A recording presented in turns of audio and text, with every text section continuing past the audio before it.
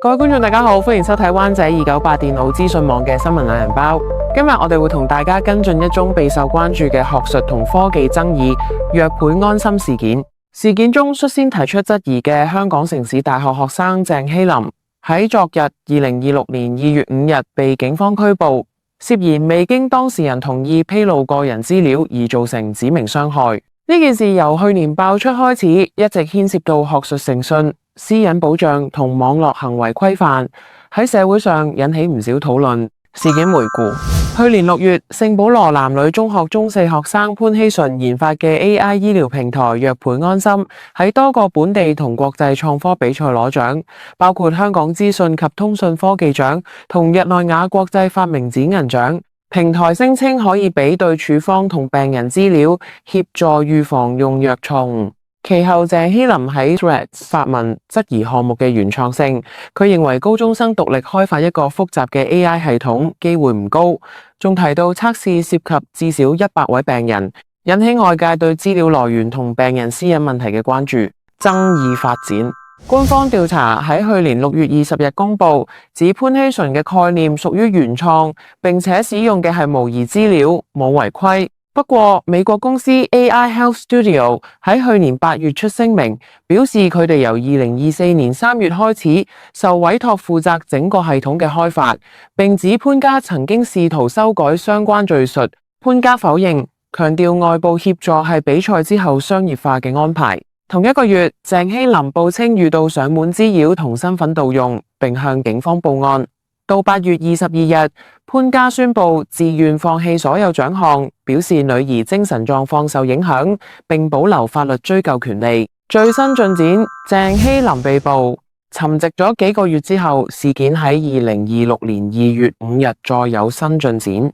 昨日中午，警方喺長沙灣警署拘捕一名鄭姓女子，涉嫌違反俗稱起底罪嘅個人資料私隱條例。罪名係未獲資料當事人同意下披露其個人資料，而該披露造成指明傷害。據多間媒體報道，案件涉及喺社交平台發布起底貼文，內容包括披露當事人嘅個人資料。鄭希林其後喺 Threads 同 Facebook 發文證實被捕，並表示案件已經進入法律程序，唔方便作進一步評論。根據個人資料私隱條例，相關罪行最高可以判監5年。潘家早前已向私隱專員公署報案，案件其後轉交警方調查，現時由重案組跟進。乜嘢係起底罪？起底罪喺2021年修例後正式納入刑事範疇。香港法例規定，未經當事人同意公開佢哋嘅私隱資料，例如姓名、住址、相片等，而有機會造成滋擾、恐嚇或者心理傷害，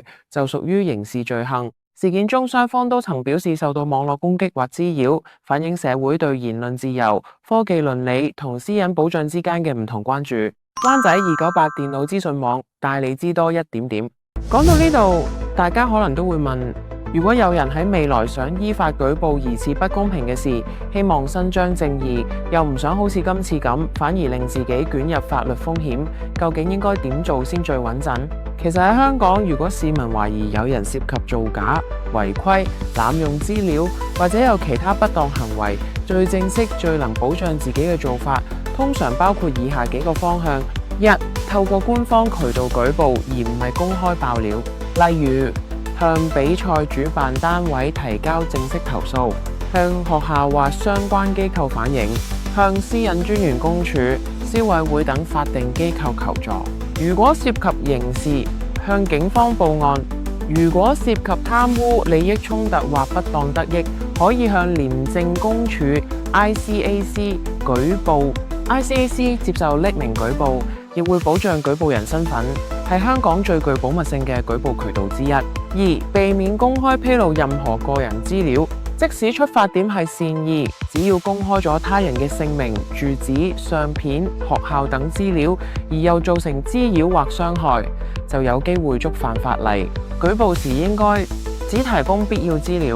交俾官方調查，唔好喺社交平台公開點名。3、保留證據但唔公開散播。如果手上有資料或證據，應該妥善保存，交俾有權調查嘅部門，包括 ICAC、警方、主辦單位等。唔好自行上載、轉發或公開，咁樣既能協助調查，又唔會令自己承擔法律責任。